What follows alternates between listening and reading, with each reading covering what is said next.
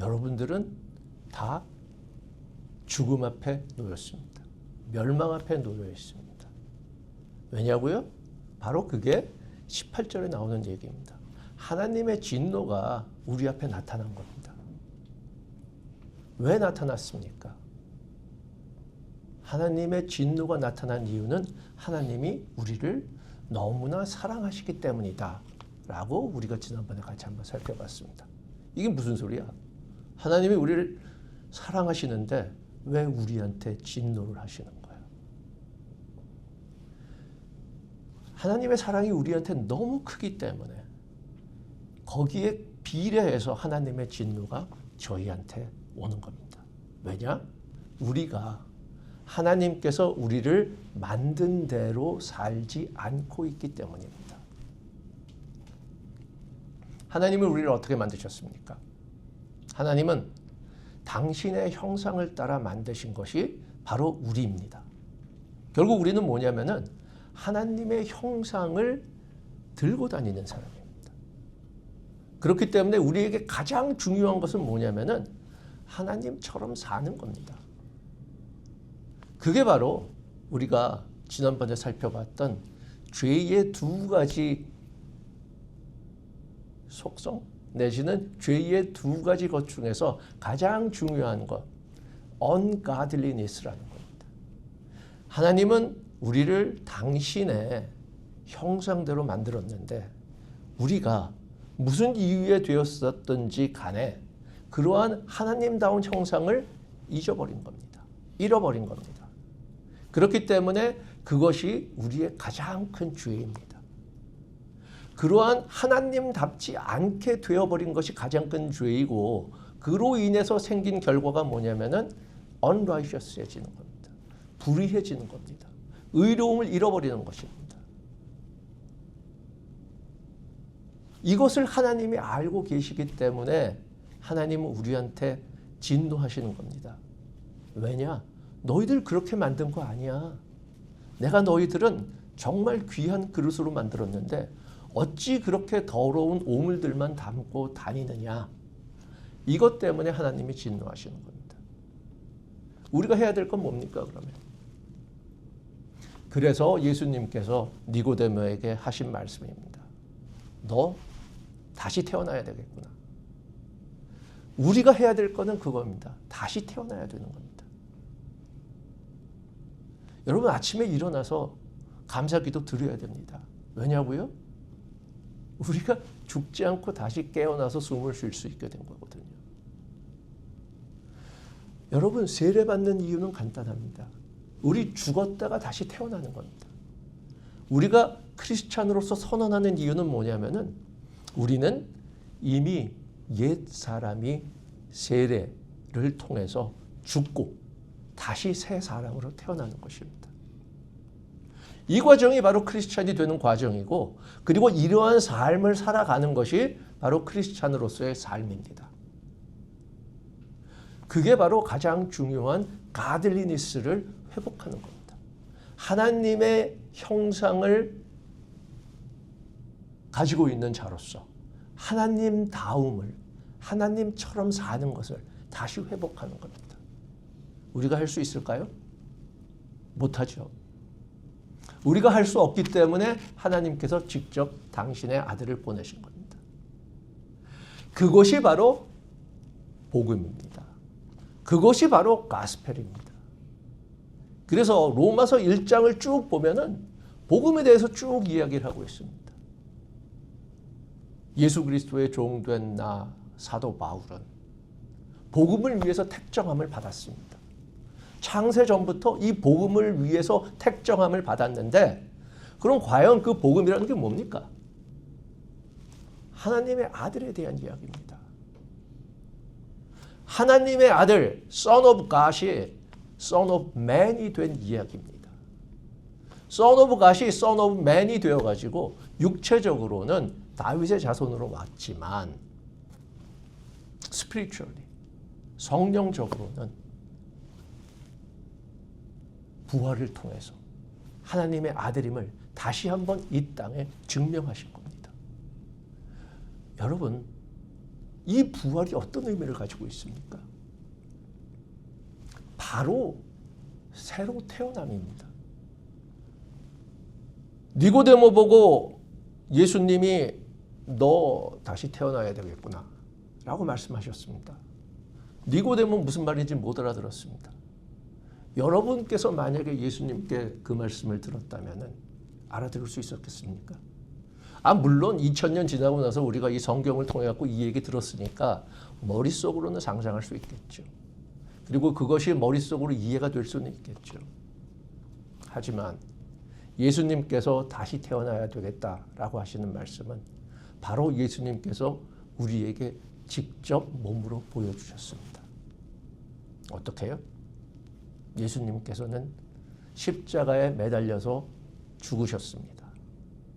그리고 다시 사흘 만에 부활하셨죠. 이것이 바로 새로 태어나는 겁니다. 우리의 삶은 바로 이 새로 태어남이 있지 않으면은 우리는 진정한 예수 따르는 사람이라고 할 수 없습니다. 우리 못합니다. 그렇기 때문에 우리 매일 아침 다시 일어나면서 다시 숨 쉬는 것에 대해서 감사드리고 다시 태어남에 대해서 감사드리고 그 다시 태어난 내가 주님의 뜻에 따라서 오늘 하루 1시간 1분 1초가 되든 간에 이 귀한 시간을 어떻게 살아나갈 것인가, 어떻게 하나님의 형상을 가지고 다니는 자로서 어떻게 하나님답게 살아갈 수 있을 것인가. 이거 늘 고민하면서 살아야 되는 게 바로 우리 크리스찬의 삶인 것입니다. 그런데 문제는 뭐냐면은 우리가 그러지 못하다라는 거죠. 그게 바로 이 죄 때문이라는 것입니다. 자, 그러면은 이렇게 얘기해 볼 수 있습니다. 나 그거 몰랐어. 무슨 말이냐 하면은 예수님 말씀 듣지 못한 사람들 많습니다. 예수님 말씀 접하기 전에 이미 이 세상을 뜨신 분들도 많이 있습니다. 사실 제가 예수 믿기 전 내지는 예수 믿고 나서도 많은 사람들에게 듣는 여러 가지 못 믿겠어요 라는 가장 큰 이유 중에 하나가 뭐냐면 바로 이런 겁니다. 아니 예수님 말씀 못 들은 사람들은 그러면은 구원받지 못한다면은 너무 불공평한 거 아닙니까? 사도 바울이 이 부분에 대해서 오늘 본문을 통해서 이야기를 하고 있습니다. 변명할 수 없는 죄. 우리의 죄는 변명할 수 없습니다. 그것이 바로 사도 바울이 이 본문을 통해서 이야기해주고 있습니다. 로마서 1장 18절부터 우리가 23절까지 읽었죠. 20절에 나오는 이야기입니다. 20절 맨 마지막에 그러므로 그들이 핑계하지 못할지니라. 핑계하지 못할지니라. 왜냐?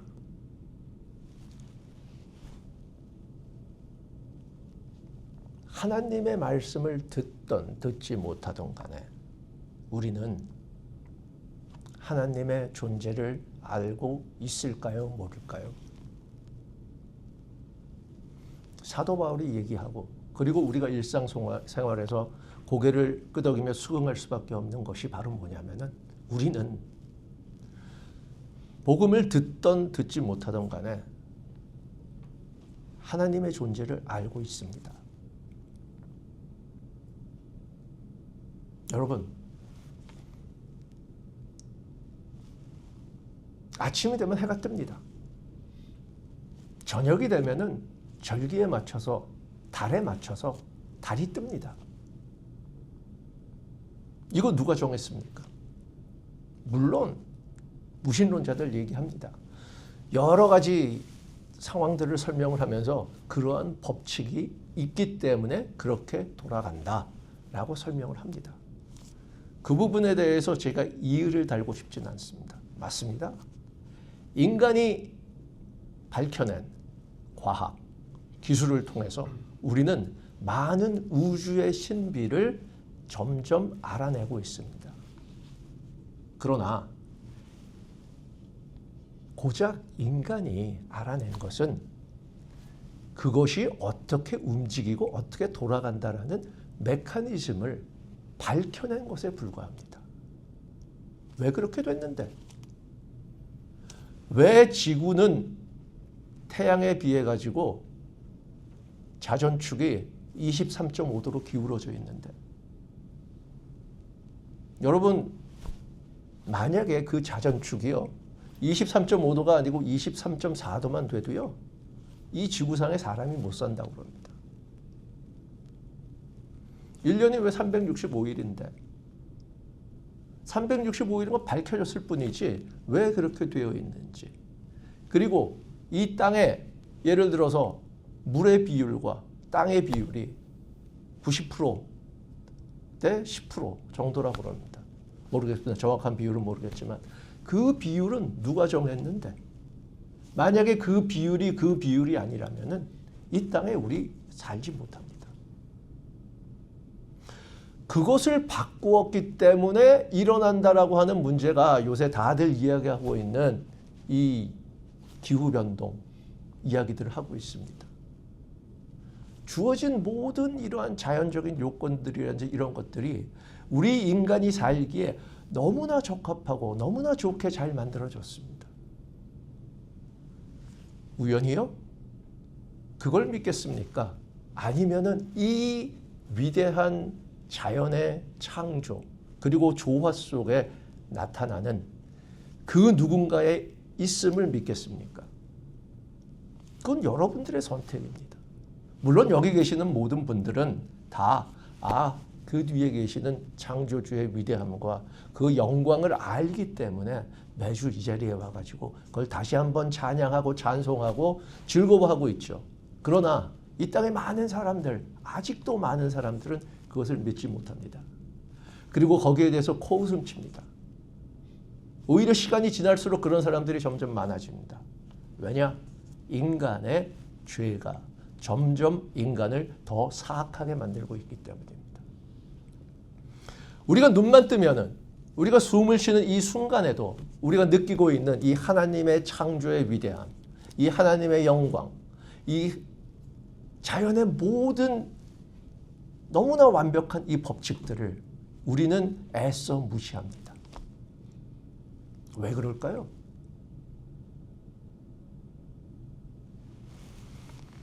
바로 인간이 가지고 있는 프라이드 때문입니다. 우리가 가지고 있는 우리에 대한 어떠한, 어떻게 설명을 해야 될까요? 자아의식도 아닙니다. 우리의 아이덴티티를 잘못 오해를 하는 겁니다. 우리가 만들어진 목적이 무엇이고 우리가 어떠한 이유로 만들어져 있는지 이것을 점점 잊어버려 가고 있습니다. 그것이 바로 죄의 무서움입니다. 죄의 오염성, 죄가 나쁘죠. 죄가 나쁜 가장 큰 이유는 죄가 죄성을 갖고 있기 때문입니다. 죄 그 자체로 나쁩니다. 하지만 죄가 더 나쁜 가장 큰 이유 중에 하나는 뭐냐면은 일단 이 죄에 빠지고 나면은 모든 것이 점점 그 죄에 물들어갑니다. 마치 아무리 깨끗한 물이라 하더라도 거기에 잉크 한 방울 딱 떨어뜨리면은요, 그 물 전체 다 못 씁니다. 그 물 새로 쓸 수 있겠어요? 그 물 마시겠어요? 못 씁니다. 원래의 목적대로 못 씁니다. 그렇기 때문에 예수님께서 오셔서 보여준 것이 바로 뉴 크리에이션을 보여주신 겁니다.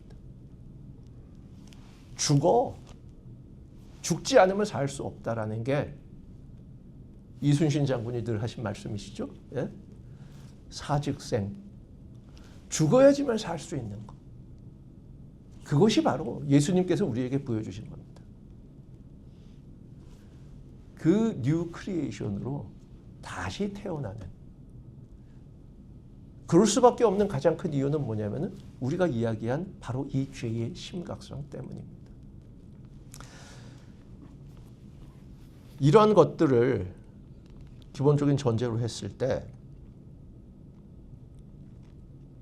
우리 오늘 읽은 본문에서 한두 가지 같이 살펴보도록 하겠습니다. 로마서 1장 19절 같이 한번 보겠습니다.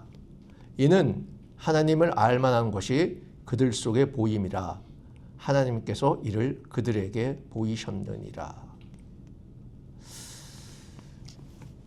하나님을 알만한 것들이 어떤 것들일까요? 여러분, 우리는요, 이 문화라든지 아니면 어떤 역사라든지 어떤 배움 이전에 이미 하나님의 존재를 알고 있습니다. 우리보다 훨씬 위대하고 뛰어난 하나님의 존재를 알고 있습니다. 단적인 예가요. 여러분들 전 세계 어느 민족을 문화 인류학적으로 조사를 해본다 하더라도 다 그들의 마음속에는 우리가 소위 말하는 양심이라는 게 있습니다. 우리가 소위 말하는 공정성, justice 이런 것들에 대한 어떤 기준이 있습니다. 물론 사회에 따라 시대에 따라 그 잣대가 조금씩은 달라지겠죠. 하지만 여러분들 이 공정성 내지는 양심에 대한 것들은요, 저 아프리카에 있는 피그미족이나 뉴욕 맨하탄을 걸어다니는 이 뉴요커들이나 전부 다 동일한 기준을 가지고 있습니다. 여러분 애 키우다 보면은 가끔 너무나 재밌다라고 느끼는 것 중에 하나입니다. 애들한테요, 아무것도 가르쳐 주지 않아도요, 두셋이 모여갖고 싸우다가 마지막에 하는 말이 뭔지 알아요? 내 거 뺏어갔어. unfair하다라는 얘기입니다. unfairness는 우리들이 어느 누구도 감당할 수 없는 내용들입니다. 그렇기 때문에 하나님의 justice 그리고 하나님이 가지고 우리에게 주어주신 이러한 어떠한 뭐라고 할까요? virtue 내지는 어떠한 가치에 대한 개념은 우리 속에 태어나면서부터 있는 겁니다. 그것이 바로 하나님께서 하나님을 알만한 것들을 그들 속에 보임이다 라는 그런 내용이라고 볼 수 있습니다. 그렇기 때문에 우리는 하나님을 압니다. 그 하나님을 알매도 불구하고 21절 한번 같이 보겠습니다. 우리가 한 거가 뭐죠? 하나님을 알되 하나님을 영화롭게도 아니하며 감사하지도 아니하고 오히려 그 생각이 허망하여지며 미련한 마음이 어두워졌나니. 하나님을 알매도 불구하고 하나님을 영화롭게 하지 않는 가장 큰 이유는 뭘까요? 우리가 아까 살펴봤듯이 우리가 가지고 있는 그 프라이드입니다. 우리가 가지고 있는 이 소위 지적 능력에 대한 생각입니다. 많은 사람들이 중세 시대를 암흑 시대라고 이야기를 합니다.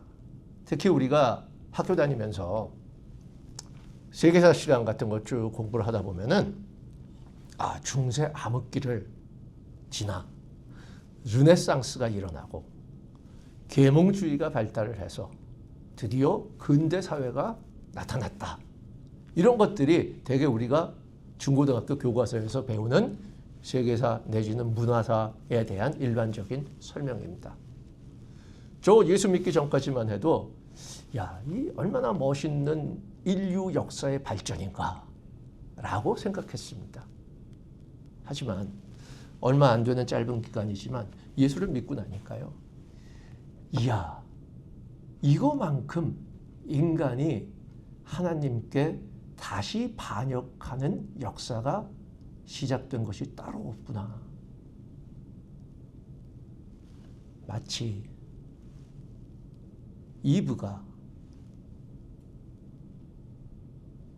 뱀의 꼬임에 빠져서 금지된 나무의 열매를 먹은 것처럼,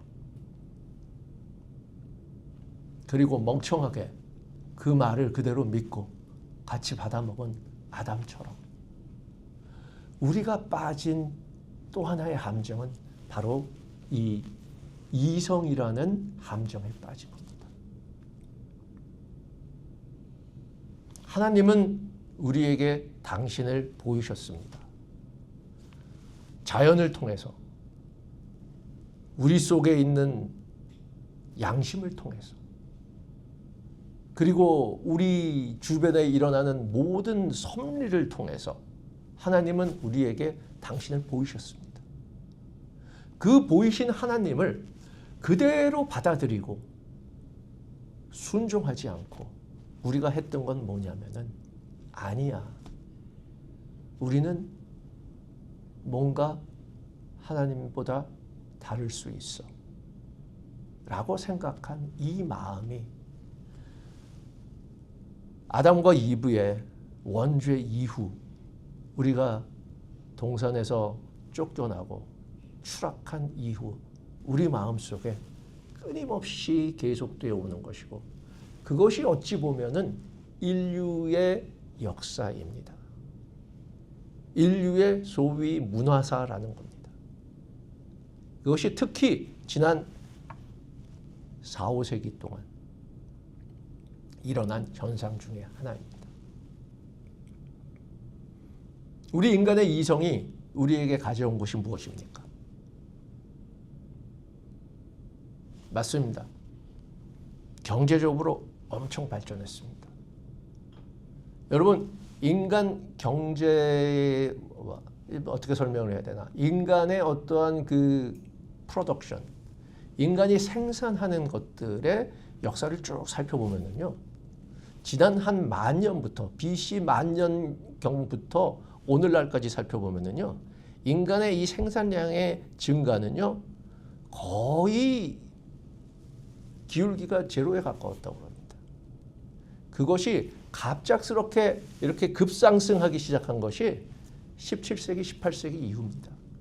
물론 산업혁명, 물론 뭐 대항해 시대, 여러 가지 인간의 뛰어난 지적 능력 때문에 인간은 엄청 잘 살게 되었습니다.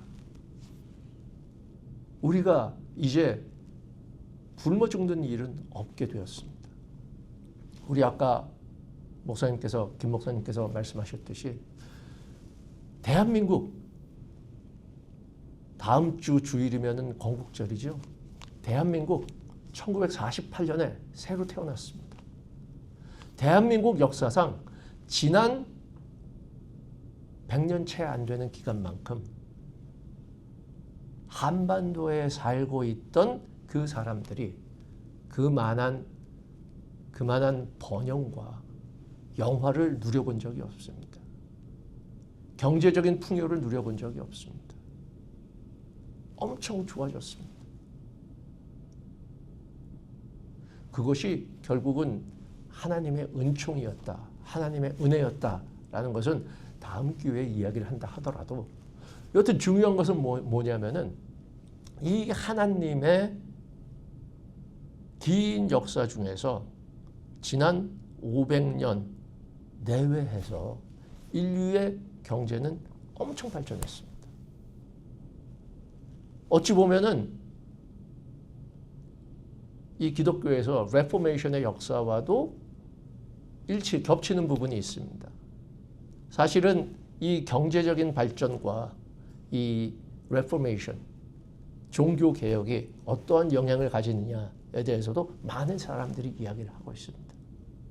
그러나 이 모든 것들을 떠나가지고 우리가 이야기하고자 하는 것은 하나님께서는 우리에게 이러한 모든 것들을 통해서 당신을 보여주셨습니다.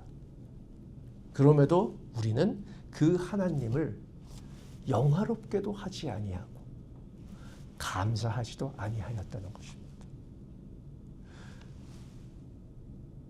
제가 중세 이야기를 왜 하냐 하면은 중세 기간 동안에는요,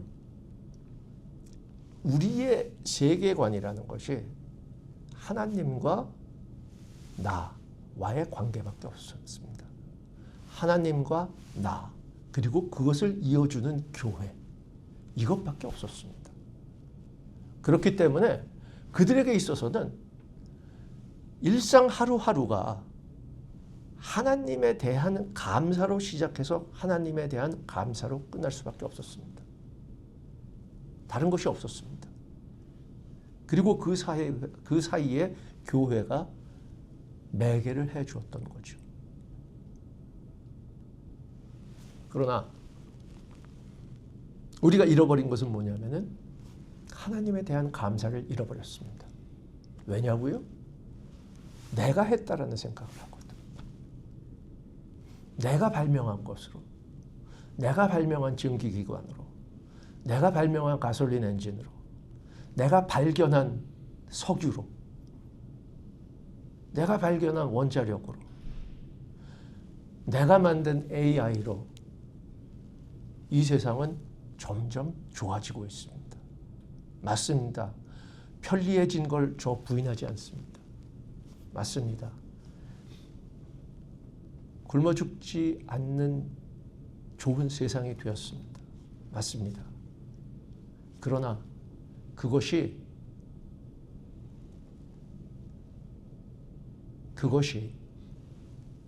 왜 그렇게 되었는가? 그리고 그것에 대한 결과에 대해서 우리가 어떻게 대응하느냐라는 것이 바로 우리가 죄의 편에 서느냐 아니면 그렇지 않은 편에 서느냐라는 것을 사도 바울이 여기서 말씀해 주고 있는 겁니다. 그러한 것들이 하나님의 영광으로 돌리느냐 아니면은 하나님의 영광이 아니고 내가 한 것이다. 나의 영광으로 돌리느냐. 하나님의 영광으로 돌리면은 당연히 감사를 드리죠.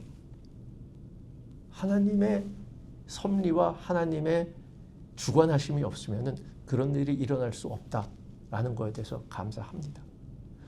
당연히 감사를 드리게 되죠.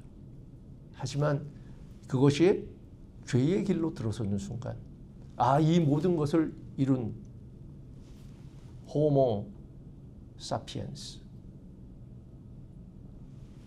호모 파베르, 도구를 가지고 이 모든 것을 만든 인간들 하면서 인간은 우리 인간 스스로를 얼마나 찬양하고 있습니까? 얼마 전에 상당히 유행하던 책이 있었을 거예요. 책 제목은 전 기억은 안 나는데 워낙 그분이 유명해가지고 유발 하랄이라는 분이 있습니다. 예, 뭐 여러 가지 뭐 문화 인류학적인 분석도 하고 그랬습니다. 이스라엘의 유명하신 그 교수님이신데요. 저는 사실 그분을 잘 모릅니다. 그리고 그분의 책도 읽어본 적이 없습니다. 그런데 안타까운 것은 그분은 하나님을 믿지 않습니다. 더더욱 안타까운 것은 뭐냐면요. 얼마 전인가 뭐 우연히 제가 알게 된 건데 유발 하라리의 미들네임이 바로 노아였습니다. 하나님이 가장 페이버를 준 사람이었습니다. 하나님이 타락한 인간 중에서 가장 하나님의 마음에 드는 자로 고른 사람이 바로 노아였습니다. 그런 미들네임을 가진 사람이 하나님을 믿지 못한다. 그리고 하나님을 믿지 않는다. 라는 것이 참 안타까운 부분 중에 하나입니다. 그것이 바로 우리 인간이 빠지기 쉬운 가장 큰 함정 중에 하나입니다. 그것이 바로 아담과 이브가 하나님의 말씀을 끝까지 순종하지 않은 가장 큰 이유 중에 하나입니다. 아담과 이브는요, 이미 사탄이 꼬이기 전에 사탄이 아담과 이브를 꾀기 전부터 이미 하나님께 등을 돌릴 준비를 하고 있었을지도 모릅니다. 그것이 바로 우리의 모습입니다. 죄성을 가진 우리의 모습입니다. 그렇기 때문에 사도 바울은 이 나 같은 죄인을 누가 구해줄 것인가? 죄인 중에 괴수로다 라고 이야기할 수 있었던 것입니다. 안타깝죠, 여러분? 그러나 남의 이야기가 아닙니다. 우리의 이야기입니다. 여러분, 여기서 제가 또 하나 강조드리고 싶은 건요. 감사하십시오. 하나님께 감사하십시오. 그리고 또 한 가지 감사해야 될 거는요. 하나님의 주권을 믿고 하나님께 감사한다면은 여러분의 모든 것에 감사합니다. 감사하셔야 됩니다. 왜냐고요? 우리 주변에 있는 모든 사람, 내 주변에 일어나는 모든 일, 전부 다 하나님이 하시는 겁니다. 나에게 좋던, 내가 지금 이 순간 느끼기에 나쁘던 다 하나님이 하시는 겁니다. 그렇기 때문에 이런 질문은 결코 나올 수가 없습니다. 하나님, 왜 이 착한 사람한테 이런 나쁜 일이 생기나요? 하나님 도대체 뭐 하는 겁니까? 라는 불만이 나온다라는 것은 첫째, 죄입니다. 왜냐고요? 하나님다움을 인정 안 하는 거예요. 하지만 하나님은 그걸 가지고 죄로 벌하시진 않으실 겁니다. 하나님은 사랑이 있으시기 때문에 하나님 왜 그래요? 라고 하나님께 기도하고 하나님께 외치는 거, 그것만 가지고 처벌하시진 않으실 거예요. 하지만 우리가 한 가지 알아야 될 것은 이런 생각을 하는 것마저도 죄일 수 있구나 라는 겁니다. 우리 주변에 많은 사람들이 있습니다. 물론 좋은 사람들이죠. 전부 다. 교회에 같이 있죠. 가족들이죠. 함께 밥을 먹고 말씀을 나눌 수 있죠. 얼마나 좋은 사람들입니까? 당연히 이웃을 사랑해야 됩니다. 그러나 우리 늘 알고 있듯이 예수님은 거기서 끝나지 말라고 그러셨어요. 원수마저도 사랑하라고 그랬습니다. 생각해 보세요. 왜 그렇겠어요? 그 원수마저도 하나님이 거기다 갖다 놓으신 겁니다. 하나님의 섭리와 하나님의 주권을 인정을 한다면은 그 원수 사랑할 수밖에 없습니다. 논리적인 결론입니다. 내가 마음이 더 좋아가지고 마음이 더 넓어져가지고 원수를 사랑해야 되겠다. 그래서 원수를 사랑하는 거요? 아닙니다. 여러분이 하나님을 하나님으로 인정하고 하나님의 이미지 베어로서의 삶을 산다면은, 그리고 진짜 세례받아서 성령 세례받아서 다시 태어난 삶을 사는 참 그리스도인이라면은 원수 당연히 사랑할 수밖에 없습니다. 그리고 그 원수에게 긍휼한 마음을 느껴야 됩니다. 내가 쟤가 저렇게 미운데 왜 미워? 쟤는 뭔가 제가 하는 역할이 있을 거야. 제가 저 역할을 통해 가지고 하나님께서 저 자리에 놓으심으로써 저 역할을 통해 가지고 하나님은 도대체 내게 무슨 말씀을 전하시려고 하는 걸까? 여러분, 재밌습니다. 살다 보면은요, 가장 원수 같은 사람이 가장 가까운 사람입니다. 여러분, 멀리 있는 사람은요, 원수 같은 느낌을 가질 이유가 없어요. 가까운 사람이 원수 같은 느낌을 가질 경우가 많이 있습니다. 여러분, 그럴 경우 많이 있습니다. 그럴 때 다시 한번 생각하십시오. 이 원수, 하나님께서 붙여주신 껌딱지. 이를 통해서 하나님은 우리에게 무슨 말씀을 전하실까? 이것이야말로 진짜 하나님을 영광되게 하는 겁니다. 내 주변에 일어나는 모든 것이 하나님께서 다 주관하시고 하나님께서 다 거대한 계획 안에서 준비하고 계시다. 이 생각을 하고 있으면은 이게 정말 새로 태어난 뉴 비잉으로서의 삶을 살아가는 것이 아닌가 합니다. 그렇기 때문에 로마서에서 사도 바울이 우리에게 해주시는 말씀은 간단합니다. 죄 짓지 말라. 그런데 죄 짓지 마는 건 니들이 못할 거니까 하나님의 의로움을 덧입어라.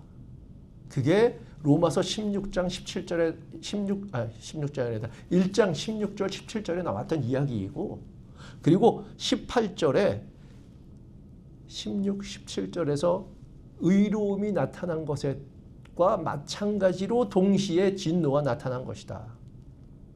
그렇기 때문에 17절에 나와 있는 것처럼 오직 의인은 믿음으로 말미암아 살리라.